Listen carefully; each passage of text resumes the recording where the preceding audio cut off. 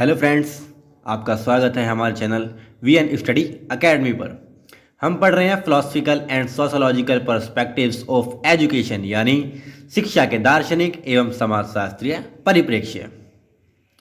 दोस्तों, हम इसमें यूनिट 3 पढ़ रहे हैं, ठीक है। और इस यूनिट में हमने पहले भी 3 वीडियोस बना चुके हैं, और अगर आपने अभी तक हमारी वो वीडियोस नहीं देखी हैं तो आप हमारे चैनल पर विजिट करके प्लेलिस्ट बनी हुई हैं, उनमें जाकर वो वीडियोस देख सकते हैं।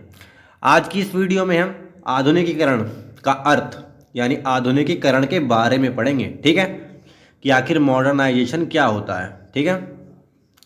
तो देखते हैं इस वीडियो में हम क्या क्या देखेंगे। पहले हम जानेंगे आधुनिकीकरण के अर्थ के बारे में, फिर इसकी परिभाषाएं, फिर आधुनिकीकरण की विशेषताएं, और लास्ट में शिक्षा आधुनिकीकरण के साधन के रूप में है, इसके बारे में जानेंगे, जो कि बहुत ही इंपॉर्टेंट है आपके एग्जाम के लिए। तो चलिए बिना कोई समय गवाए हम वीडियो शुरू करते हैं। और अगर आपको हमारी ये वीडियो पसंद आती है तो हमारे चैनल को ज़रूर सब्सक्राइब करें तथा इस वीडियो को लाइक और शेयर भी कर दें। चलिए दोस्तों, शुरू करते हैं।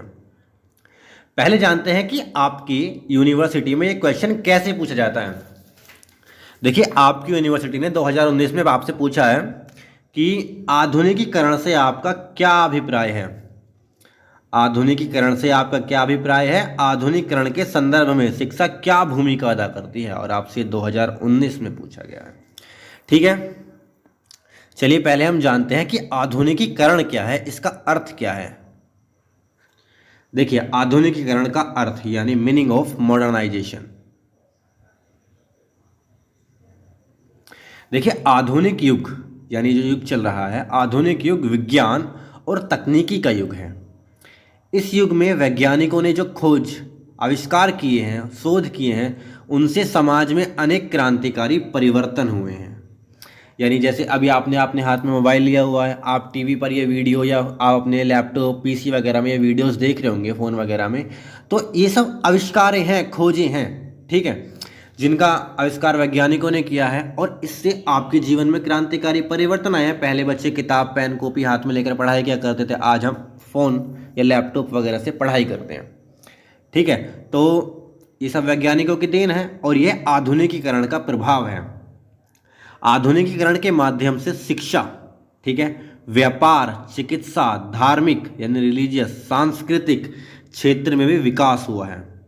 इस विकास तथा शोध परिवर्तन को स्पष्ट करने के लिए विद्वानों ने आधुनिकीकरण यानी इसका नाम आधुनिकीकरण, आधुनिक हो जाना, मॉडर्न हो जाना जैसी अवधारणा का प्रयोग किया। विद्वानों ने आधुनिकीकरण को एक प्रक्रिया के रूप में माना है। जो विद्वान हैं वो मानते हैं कि आधुनिकीकरण एक प्रक्रिया है, एक प्रोसेस है।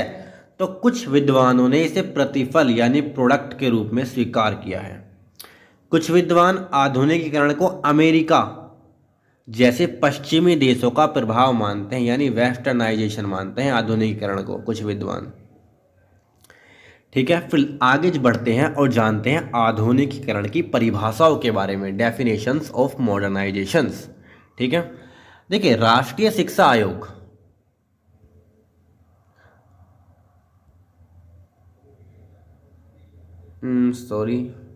चलिए, राष्ट्रीय शिक्षा आयोग 1964 से 1966 के प्रतिवेदन में, ठीक है, आधुनिकीकरण को इस प्रकार परिभाषित किया गया कि किसी देश के आधुनिकीकरण से तात्पर्य, यानी राष्ट्रीय शिक्षा आयोग कहता है कि किसी भी देश के आधुनिकीकरण से तात्पर्य है विज्ञान एवं तकनीकों के प्रयोग से उस देश के आर्थिक विकास तथा जनसाधारण के जीवन के स्तर को ऊंचा उठाना है। यानी ये राष्ट्रीय शिक्षा आयोग का मानना है कि हम आधुनिकीकरण का यूज़ करके, प्रयोग करके उस देश का विज्ञान और तकनीकों से उस देश के आर्थिक विकास और जनसाधारण यानी उसमें रहने वाले जो लोग हैं उनके जीवन स्तर को ऊंचा उठाएंगे।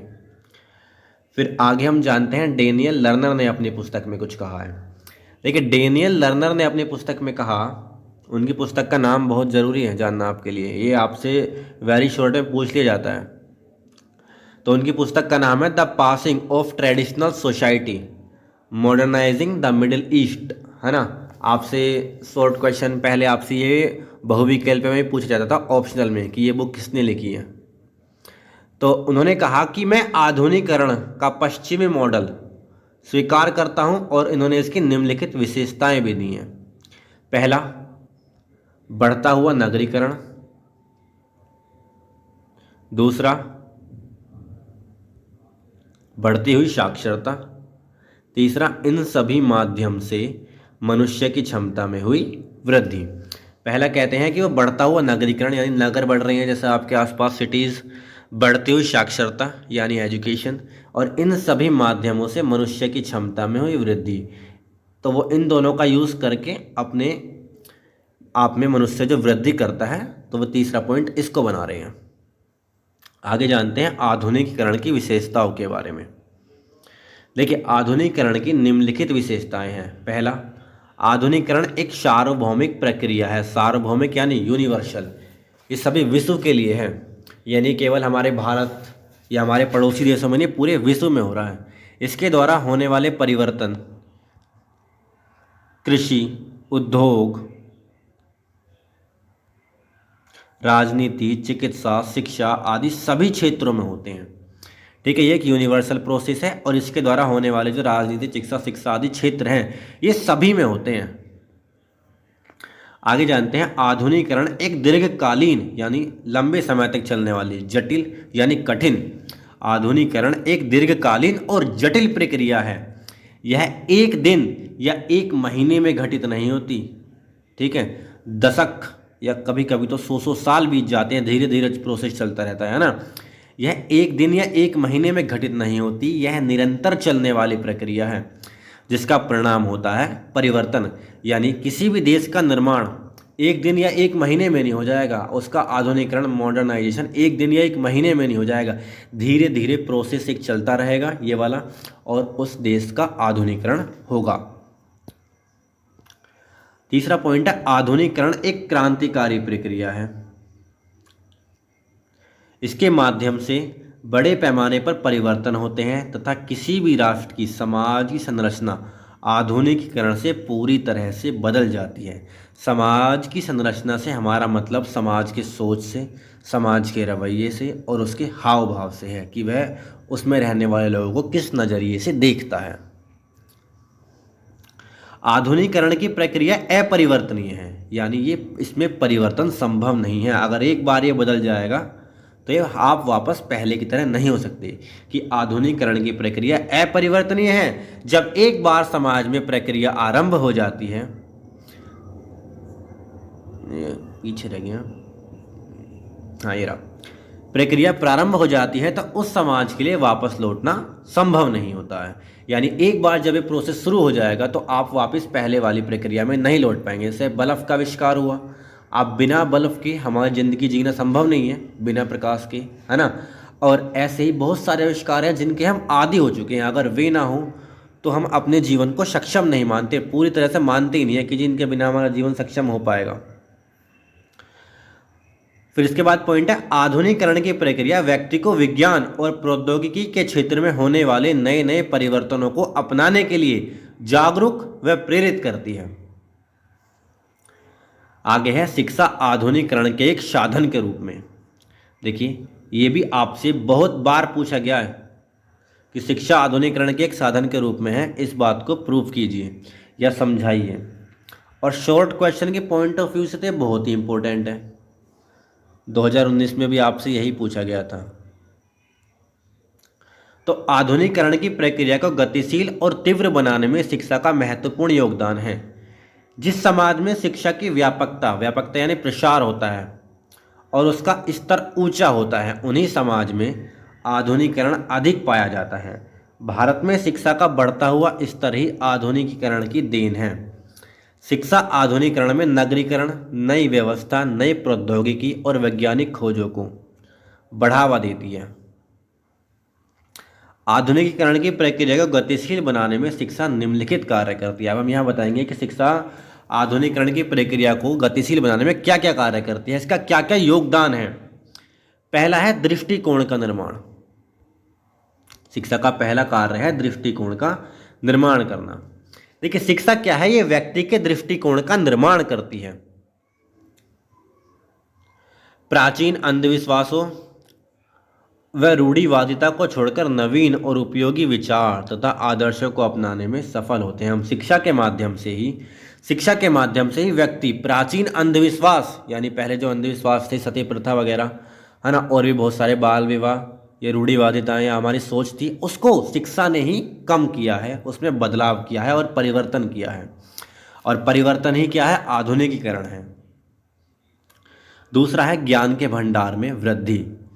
शिक्षा क्या करती है? मनुष्य के ज्ञान के भंडार में वृद्धि करती है, उसका ज्ञान बढ़ाती है। शिक्षा व्यक्ति का मानसिक और बौद्धिक विकास करती है। शिक्षा के द्वारा व्यक्ति साहित्य, दर्शन, विज्ञान तथा चिकित्सा आदि से परिचित होता है और उसके ज्ञान में वृद्धि होती है।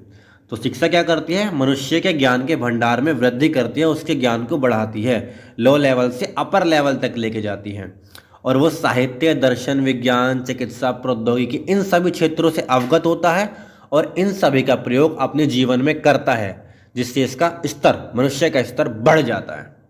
तो ये सभी कार्य कौन करती है? हमारी शिक्षा करती है। तो शिक्षा हमारे लिए बहुत ही महत्वपूर्ण है।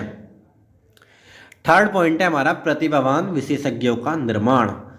शिक्षा प्रतिभावान विशेषज्ञों का निर्माण करती है। देखिए, किसी भी देश के लिए ज़रूरी क्या है कि उसके पास ऐसे लोग हों जिनको ज़्यादा से ज़्यादा नॉलेज हो, वो जानकार हो। तो शिक्षा क्या करती है कि हमारे देश में ऐसे नागरिक, जैसे वैज्ञानिक हुए, टेक्नीशियन, योजना इंजीनियर हुए, शिक्षक हुए, चिकित्सक हुए और मैनेजर वगैरह हुए, जो अपने ज्ञान, कला और कौशल के द्वारा देश में आधुनिकीकरण यानी मॉडर्नाइजेशन को बढ़ा सकें, ऐसे लोगों का निर्माण करती है। और ये निर्माण किसके माध्यम से संभव है? केवल और केवल शिक्षा के माध्यम से।